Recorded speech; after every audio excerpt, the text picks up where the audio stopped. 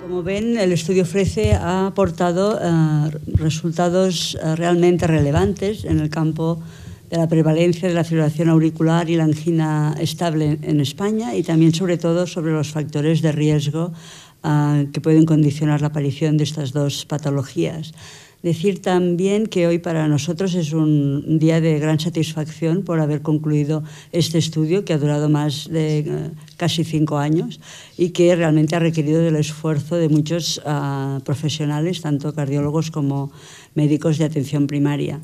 Y vamos a pasar ahora a un pequeño turno de preguntas, en el que vamos a empezar por los métodos. Voy a hacer una pregunta al doctor Javier Muñiz. Cuando se diseñó el estudio, se diseñó de forma que los médicos de atención primaria se seleccionaban de forma aleatorizada, y hubo una participación de cerca del 55%, y también los sujetos a estudiar también se han seleccionado de forma aleatorizada, con una alta participación de cerca del 76%, similar a otros estudios, pero en cambio los cardiólogos no fueron elegidos de forma aleatorizada. ¿Cómo crees que esto puede haber afectado a los resultados, si cabe?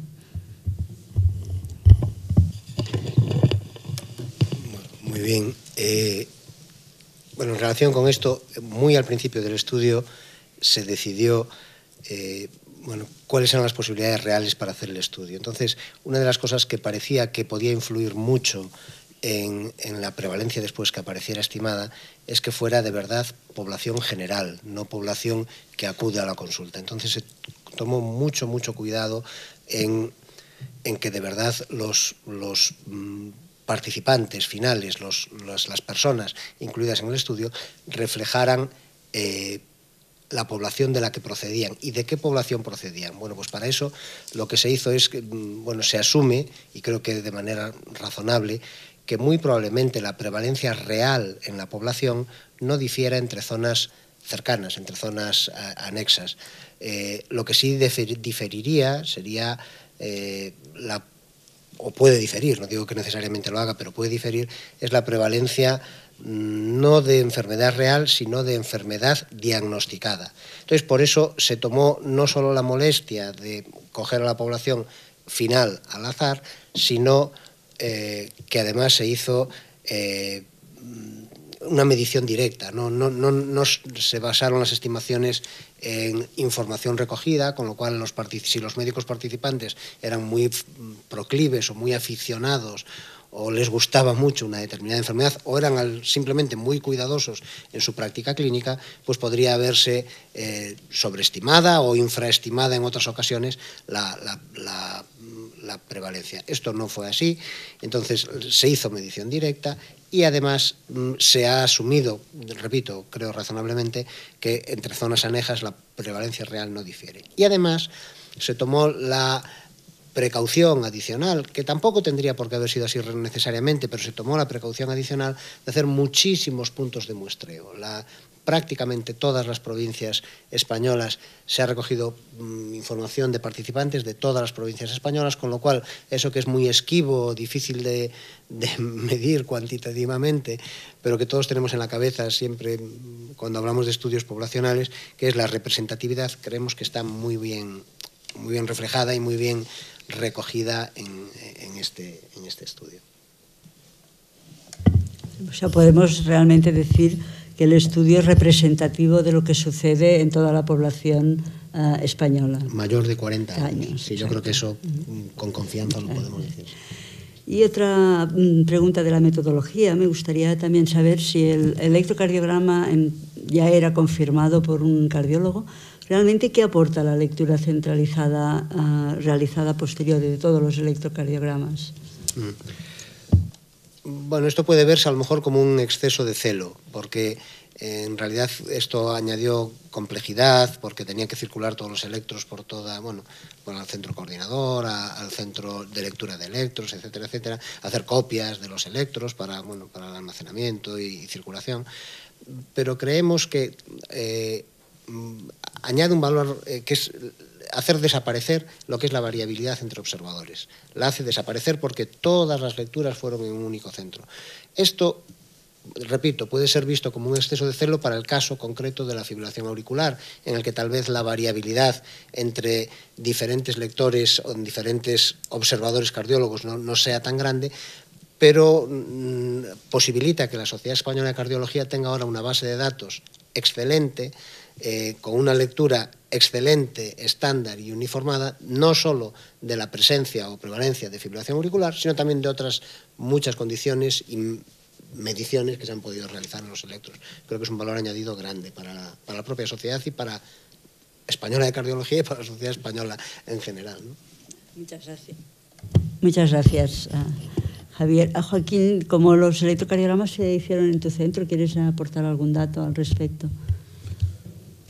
Pues sí, que fue una experiencia muy importante, porque coordinar la lectura de más de 8.000 electrocardiogramas y organizar que esa lectura se estructurase de una manera rigurosa con unos criterios, pues fue una experiencia metodológica importante, pero yo creo que merece la pena por los dos sentidos que ha dicho Javier. Uno, da muchísimo más rigor al estudio, y segundo, nos permite tener una base de datos sobre la investigación en algo tan básico como es el electrocardiograma. Vamos a medir variabilidades intercardiólogo en el análisis de los diversos hallazgos que se encuentran en un electrocardiograma obtenido de una manera rutinaria, y en la prevalencia de alteraciones o variantes de la normalidad que se pueden encontrar en un electrocardiograma basal, de los que hay muy pocos datos o ninguno en España.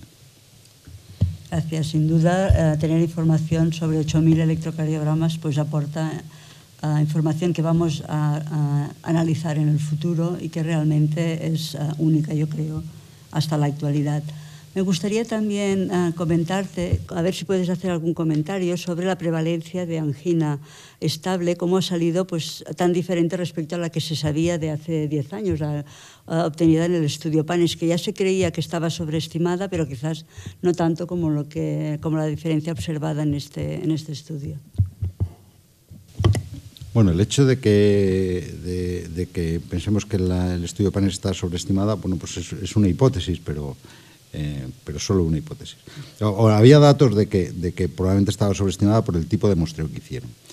Pero independientemente de las razones metodológicas, yo creo que existen algunas razones clínicas o algunas razones propias de la enfermedad y de la epidemiología de la enfermedad por las que la prevalencia puede haber disminuido, y yo creo que esto es importante. Es decir, por las dos razones que hemos dicho, es decir, o que hemos comentado. Por una parte, la población española en estos 20 años ha habido un cambio sustancial en el manejo de la cardiopatía isquémica aguda. Y esto hace que actualmente haya muy pocos pacientes que, como residuo de haber tenido un proceso coronario agudo, pues queden con angina residual. Esto actualmente ningún cardiólogo deja a pacientes con angina después de un episodio de síndrome coronario agudo, y esto hace que la prevalencia haya disminuido notablemente.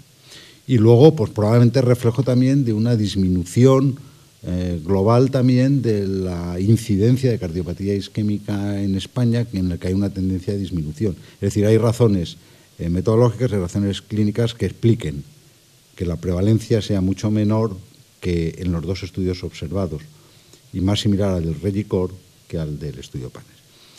Y además esto lo sitúa, digamos, en un contexto muy razonable. Es decir, España está bien establecida como localizada en el área mediterránea, con una prevalencia baja de enfermedad cardiovascular, y en concreto de cardiopatía isquémica, en términos de mortalidad, que es lo que más se conoce, y también en términos de angina estable. Es decir, los resultados son muy congruentes. Muchas gracias. ¿Te parece quizás una paradoja el hecho de que realmente la prevalencia de angina estable sea relativamente baja, quizás por estos motivos que has explicado, y la alta prevalencia de factores de riesgo que hemos encontrado en este estudio, 45% de hipertensión arterial y sobre todo casi un 70% entre obesidad y sobrepeso? ¿Cómo valoras estos datos?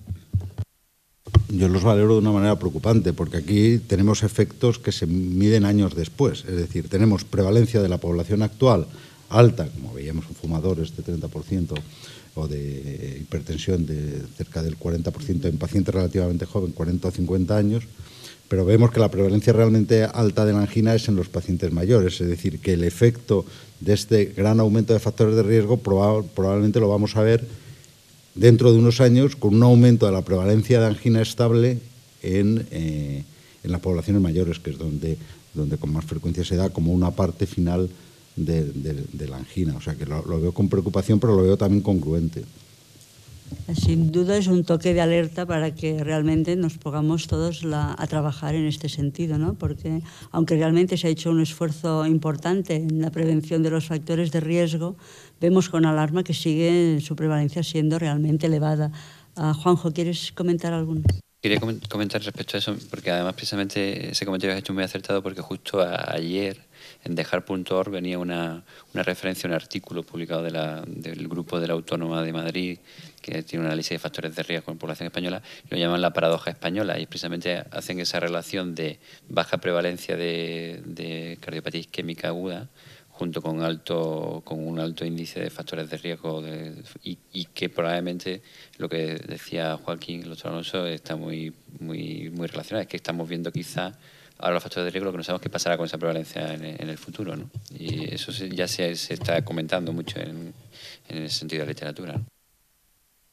Muy bien. Centrándonos un poco más ya en la fibrilación auricular, ¿cómo sitúas la prevalencia encontrada del 4,4% y sin diferencias entre géneros en el contexto de otros estudios europeos y que en otros estudios sí que se ha encontrado diferencia con mayor prevalencia en hombres?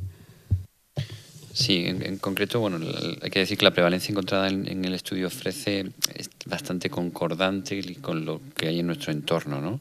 En general, como cifra total, sin diferencia por género, pues es parecida, por ejemplo, el estudio que más se parece, sobre todo por la forma de definir la prevalencia, que como bien comentó el doctor Muñiz esta mañana, nosotros lo hicimos con el diagnóstico electrocardiográfico, pero también con el antecedente de fibrilación auricular en la historia clínica por el médico de atención primaria. Hay muchos estudios, por ejemplo, el portugués, que sería el más parecido al nuestro por población quizá, en que la prevalencia, como tú has comentado esta mañana, era del 2,5%, pero solo utilizaron el electrocardiograma. Eso hace que a la hora de comparar es importante ver qué definición de fibrilación auricular se ha hecho en cada caso. El estudio de Rotterdam, por ejemplo, el estudio holandés, pues tiene una prevalencia en torno al 5,5%, y eso sí utilizaron diagnóstico electrocardiográfico y además también los antecedentes, ¿no? En cuanto a referencia a la diferencia de género, en la mayoría de los estudios hay una ligera incremento de aumento de prevalencia en varones con respecto a mujeres, aunque son diferencias realmente pequeñas, hay que decirlo, ¿no? Y como hemos visto en los resultados hoy presentados, pues en concreto en las edades más jóvenes, cuando analizamos poblaciones más jóvenes, por ejemplo, el caso del Regicor, pues la prevalencia es mayor en varones porque analizó a población más jóvenes. Pero cuando analizamos poblaciones más ancianas, como por ejemplo ocurrió en el PREIPTUS o como ocurre en el OFRECE, pues vemos que los hombres están también probablemente infrarrepresentados. No sé si eso a lo mejor tiene que ver a la hora de ver los datos, pero de alguna forma ocurre que en las mujeres entonces sí tenemos mayores prevalencias. En concreto, en nuestro estudio, como hemos visto además por los datos de la población analizada, hace que probablemente no haya grandes diferencias y solo en función de la década en la que nos estemos situando, ¿no? Muy bien. Si hablamos de datos crudos, que siempre impresionan más, pues 1 millón de españoles que tienen fibrilación auricular realmente tiene peso. Y sobre todo quizás preocupa estas 100.000 personas que tienen fibrilación auricular no conocida, ¿no? ¿Cómo crees que debería afrontarse este reto, ¿no? ¿Cómo los podemos detectar en el futuro para realmente poderlos tratar? Pues esa es quizá la gran pregunta que surge de este estudio, ¿no? Es decir, ¿qué hacemos con esa población de población con fibrilación auricular oculta que no tenemos diagnosticada y que tiene alto riesgo de tener embolismos, ¿no? Con una alta incapacidad además como consecuencia de ese embolismo? Entonces, en principio, el tema está en ver cómo podemos acceder a esa población. Hay muchas estrategias y algunas tan simples como tomar el pulso al paciente en cualquier contacto con el médico. Precisamente el tomar el pulso altera al individuo, se identifica en un porcentaje muy alto o se se identifica con facilidad un paciente con fibrilación auricular por la alteración del ritmo cardíaco, ¿no? Esa puede ser una estrategia, a lo mejor implementarlo en la mayoría de las exploraciones cuando se tiene contacto con el paciente, incluso por enfermería a la hora de la toma de la tensión arterial, que también lo permite. O también hay estrategias dirigidas más específicas a poblaciones de alto riesgo. Una de las cosas que nos dice el ofrece también es la población con fibrilación auricular y la población de fibrilación auricular no conocida, ¿qué perfil tiene?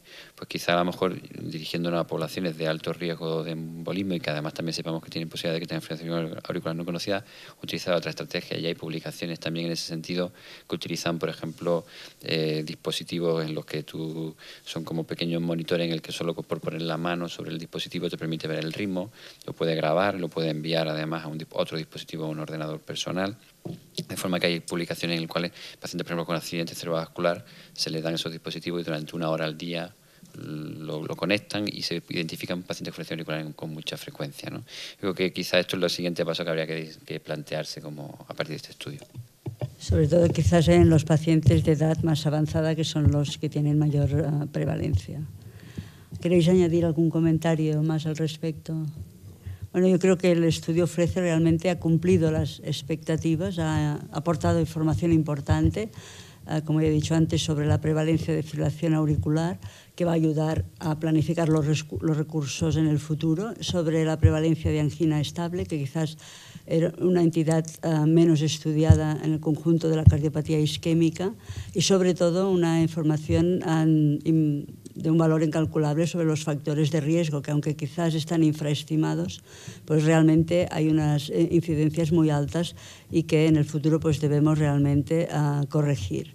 Y para finalizar voy a agradecer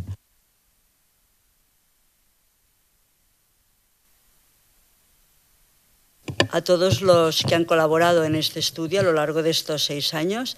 En primer lugar, a los comités directivos de la Sociedad Española de Cardiología, que han habido 3 directivas mientras se realizaba el estudio, y al comité coordinador de la Agencia de Investigación de la Sociedad Española de Cardiología. Aquí ven todos los nombres de los cardiólogos de la sociedad que han participado en la agencia de investigación a lo largo de estos años: el doctor Manolo Anguita, Joaquín Alonso, Juanjo Gómez Doblas, el doctor Javier Pérez Villacastín, doctor Jesús Almendral, Ramón López Palop, doctor Vicente Bertomeu, Javier Rivera y sobre todo y especialmente al doctor Galleta Permanyer, porque también colaboró desde la Junta Coordinadora de la Agencia en el diseño del estudio, y también al vicepresidente, doctor Javier Chorro, y finalmente yo, que durante unos años, que fue realmente cuando se empezó el estudio, tuve la oportunidad de dirigir la agencia.